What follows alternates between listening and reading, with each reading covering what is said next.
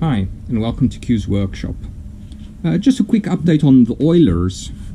So when I was looking for some more of these finger thumb style oilers, I saw a couple of pictures of this pump style that I've got with the solid spout on.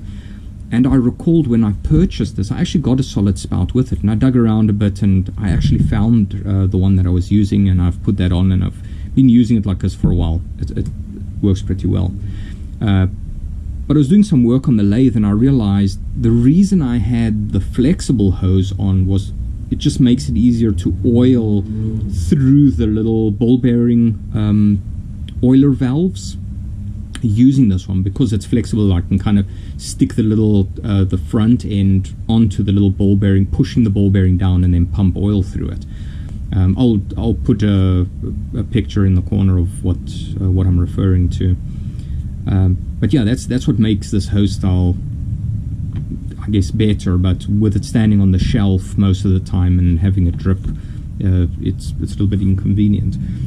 But while I was looking for more oilers, I actually found one. I found this one online.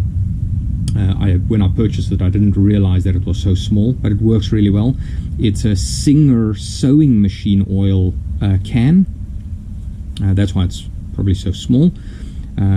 But yeah, when I got it, it had a break in the seam here on the side, on this side. So it's actually a folded closed tube, and the seam started cracking here in the middle.